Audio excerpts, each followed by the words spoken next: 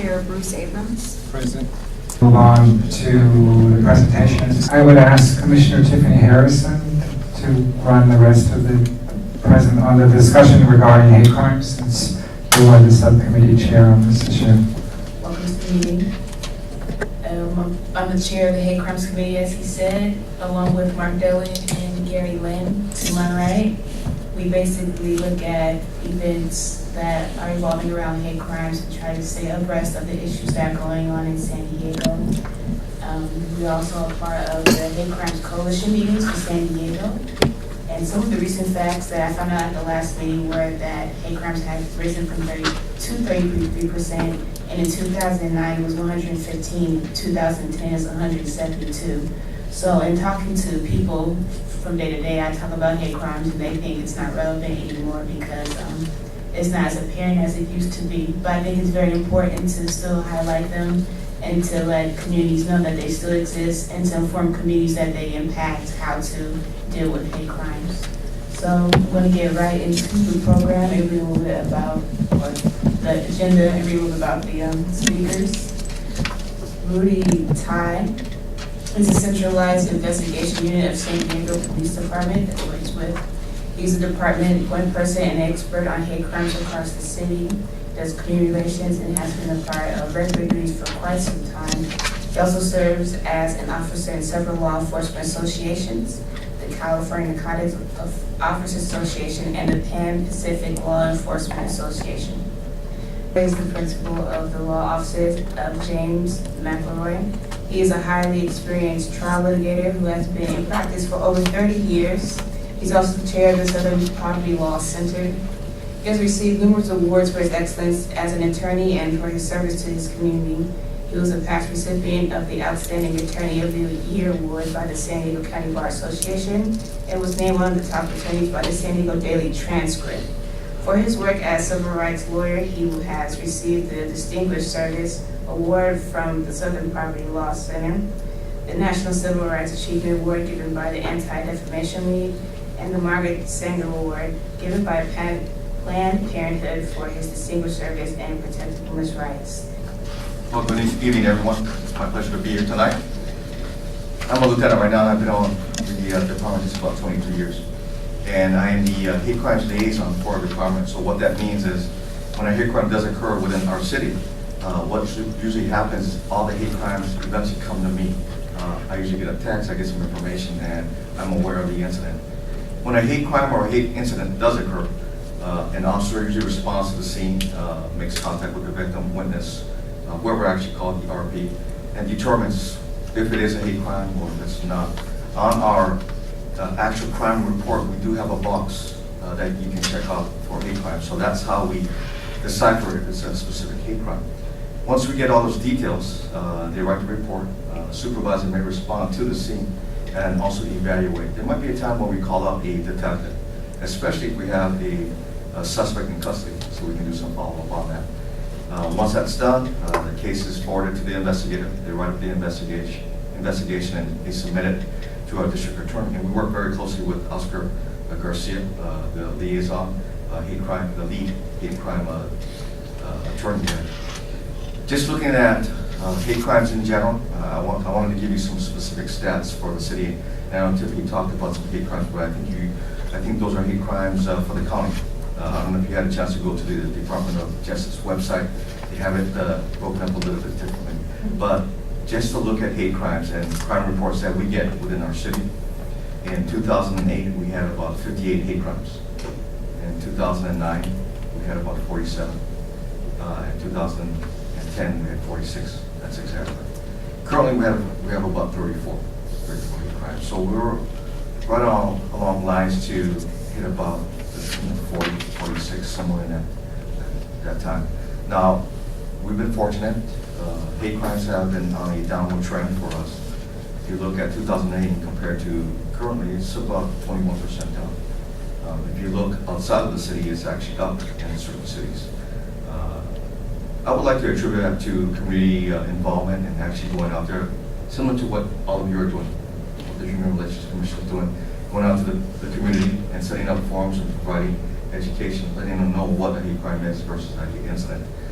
Now, there's also concern for underreporting. It does exist, there's no doubt. There's, victims and witnesses out there that they don't want to share that information. But hopefully we can open up that communication line somewhere down the way. Their primary motivation continues to be race, followed by sexual orientation, religion. We also look at gender and disability. For gender and disability, we haven't had those types of hate crimes for some years now. But those are the top three across the board, across the nation.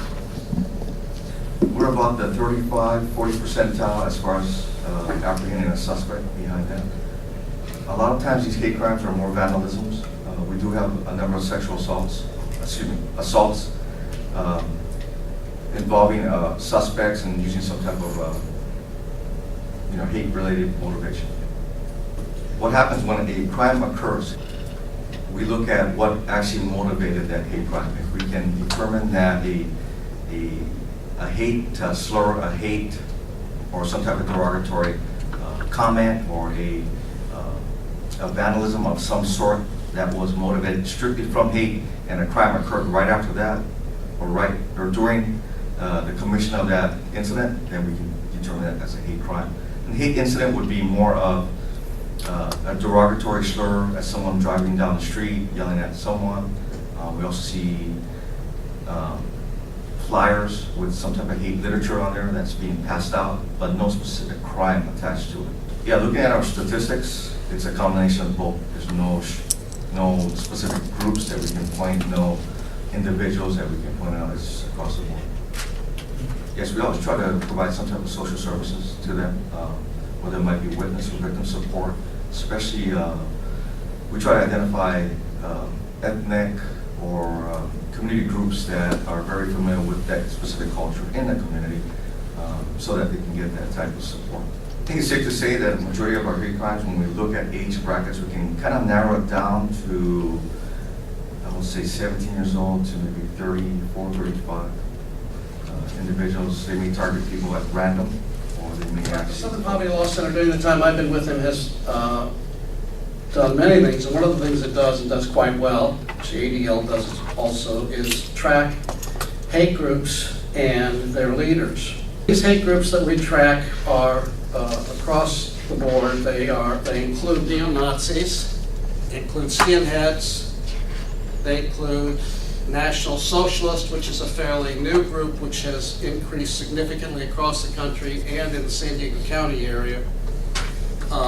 They include Christian identity groups. And I have to tell you, last time I did a talk not too long ago, I got an angry call from a guy a couple days later who was very upset that I had the audacity to suggest that Christian groups were designated by the SPLC as hate groups. And he understood that some Christian churches were, very much against gay marriage and against civil rights for gays, but he just thought it totally inappropriate that we would be designating any Christian group as a hate group. And I had to explain to him that Christian identity groups are about as far from a Christian church or a Christian group as you could possibly get. As you can see from this sign, this was taken at Aryan Nations, which I'm proud to say the Southern Poverty Law Center put out of business several years ago in Idaho, Coeur d'Alene, Idaho. This was one of the largest Christian identity groups run by Reverend Butler. And I don't know if you can make out the bottom part red on the sign, but it says, white kindred only. This is, Christian identity beliefs are that the Jews are literally the children of Satan, and that all non-white people they refer to as mud people who do not deserve to live. This is not a Christian organization, just because they have the name Christian in the name of their group.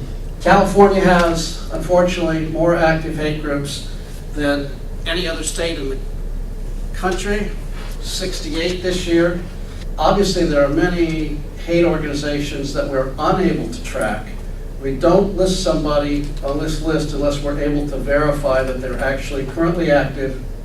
There are many hate groups out there that don't have websites, that are loosely organized. What we see in California is the general mix of anti-Latino hate groups. We see much more of those along the border states, I think, than we do in other states. The white supremacy groups. In Southern California, for some reason, we've had an increase in black separatist groups, mostly Nation of Islam, and in other general hate groups, anti-gay, Holocaust denial, etc. We've also seen, unfortunately, in the last couple of years, a significant increase in hate incidents as well as hate crimes against Muslims. And it's interesting because after 9/11, there was quite a spike, and then it calmed down, in large part by politicians speaking reasonably that Muslims are not our enemies, they're our friends, and it calmed down. In the last couple of years, it has taken off again. And I think part of the reason for that is what we kind of call the mainstreaming of hate. You don't just have these neo-Nazi crazies saying things out there that not a whole lot of people are listening to, hopefully. You have people like Glenn Beck and some politicians. You have the Ground Zero issue now, and you have Sharia law issues and things that politicians are talking about in irresponsible ways. And people that go on Fox are talking about in irresponsible ways, and millions of people are hearing what they say. I'm currently involved in a case where it is alleged that 2 high school guys out in East County assaulted an adult, hit him in the back of the head with a skateboard. He's a Pacific Islander, and when they assaulted him, they were yelling racial slurs at him. And as Rudy pointed out, sometimes that line's a little gray, and you're not sure just because a slur was used, was that the motivation for the crime, or did they just throw that in there after something else motivated this assault? And in this case, we have some additional information, and I think that's why it's so important for us to provide this information to law enforcement, and for law enforcement to look at who the perpetrators are and who they've been associated with, because knowing about a perpetrator's history can give you a real insight into whether this was a hate crime or not. These 2 young men, and they are the sons of 2 men in the Santee, one in Santee, one in the Mesa area, who refer to themselves as Peckerwoods, part of a motorcycle group called Peckerwoods. They have insisted to the press that Peckerwoods is not a racist group, it's a motorcycle social club.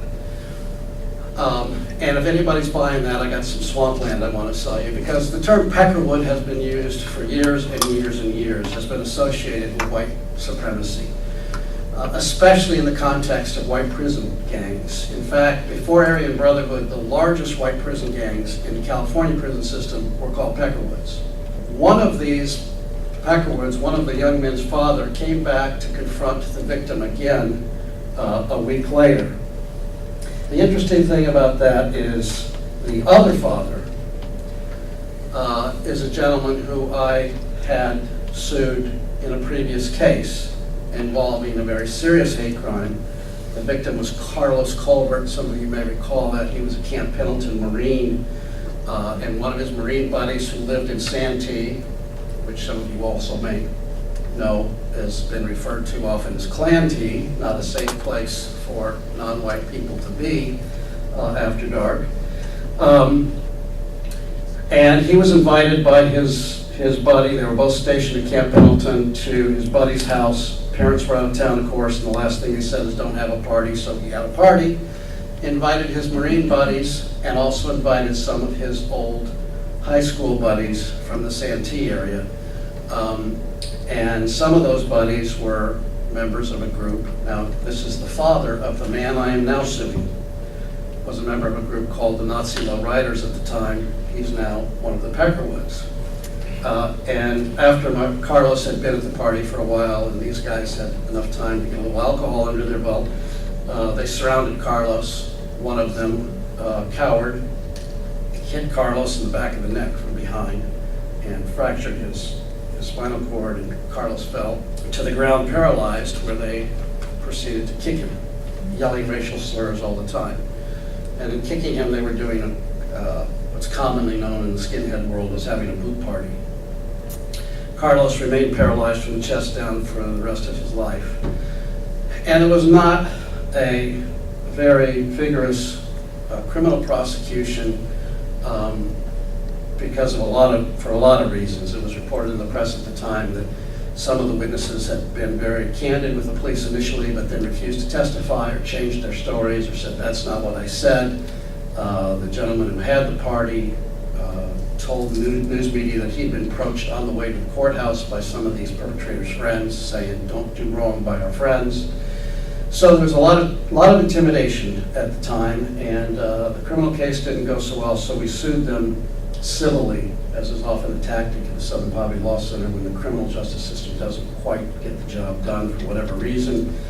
And we got a $9 million verdict against the main perpetrator, of which we haven't collected a penny, and $1.5 million verdict and settlement against the other associates, Nazi lowriders, all of which we collected. And the case that happened about 2 years ago out in the Del Zorro area, and some kids were having a party. Some of the older guys were throwing the party. They were in their 20s, lived out in the country. But once it got started, thanks to the miracle of texting, everybody, all the high school kids from the area were coming to the party. There were probably 100 people at the party at least, if not more. The owners of the property and some of their friends, the guys who were a little older, apparently were not at all happy about the fact that 4 of the kids who showed up were African-American kids. Fine for a short while, and then the N-word started flying around, and then again another coward punched one of the guys, one of the African-American high school students, from behind, sucker punched him. Then they knocked him down and dragged him in the back and beat him pretty badly. His friends were able to get him out of there. They fled out the door, jumped in their car, and as they were trying to turn around, it was a country road, it was a dead end, so they went the wrong way, and as they turned around, they were met by a mob, I don't think there's any other way to describe it, of white men, boys, beat their car, threw rocks at the car, broke out the windows, a gash in the driver's head, so he fell to the side, and then they proceeded to beat the car with baseball bat, golf club, and a steel post. They demolished the car. The insurance company for my client's mother who owned the car totaled the car because it was absolutely demolished. They tried to light the car on fire, not too bright. They thought since vodka was alcohol, they could pour vodka over the car and light it on fire. With the guys in the car, passenger door into the woods, and one of their friends came and got them and took them to the hospital. Prosecution was not very successful. I worked with Oscar Garcia, who did his best, and Bonnie. I had a couple of meetings with Bonnie about this case because the community was very frustrated and unhappy that there was nothing more than a slap on the wrist.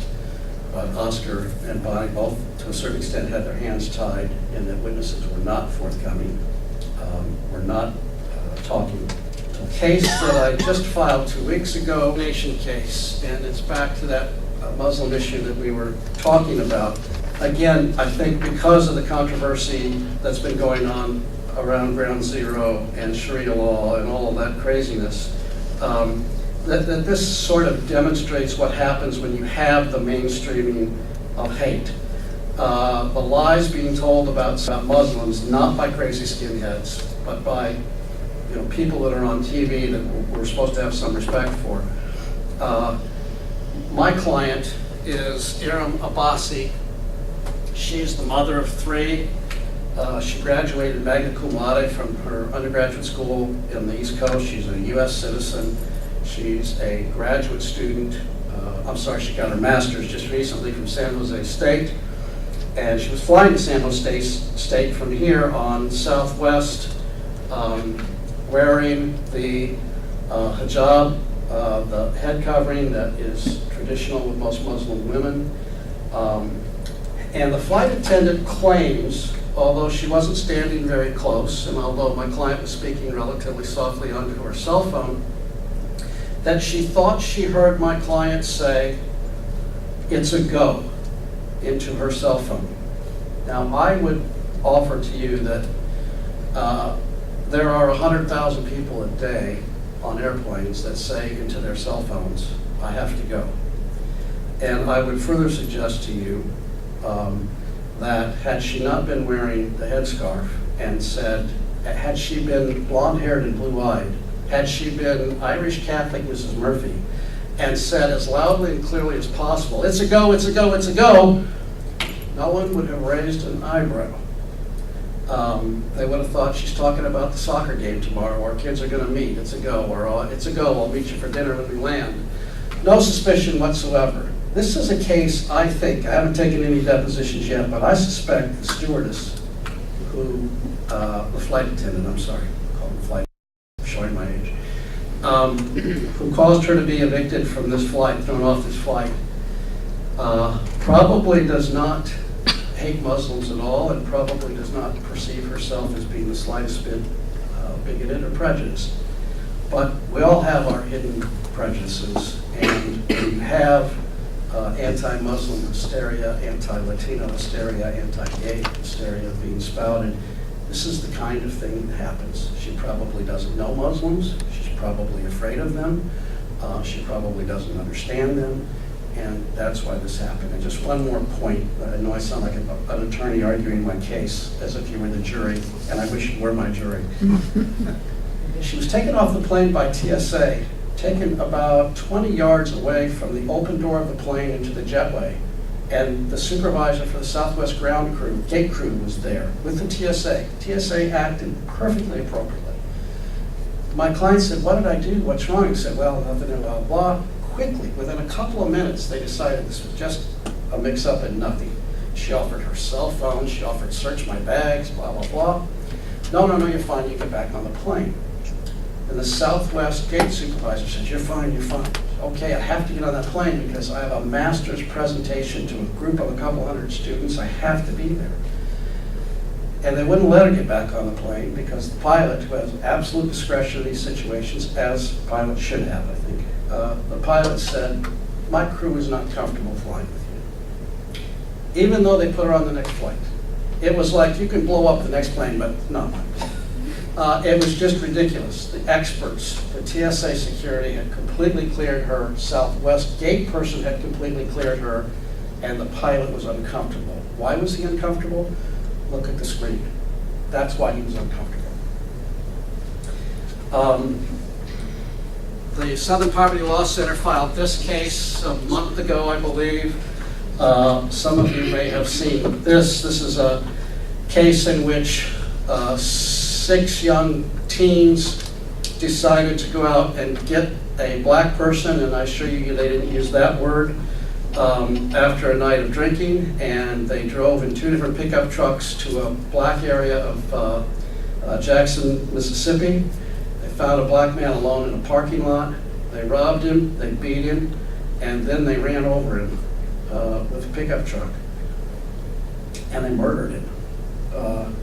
And the man driving the pickup truck called his buddies in the other truck on the cell phone, laughing, and said that he thinks he just murdered the guy, again using the N-word. What they didn't know was there were surveillance cameras in the parking lot. So this was on CNN 48 hours later. The guy in the blue shirt is our client. He's was 5'2", 140 pounds.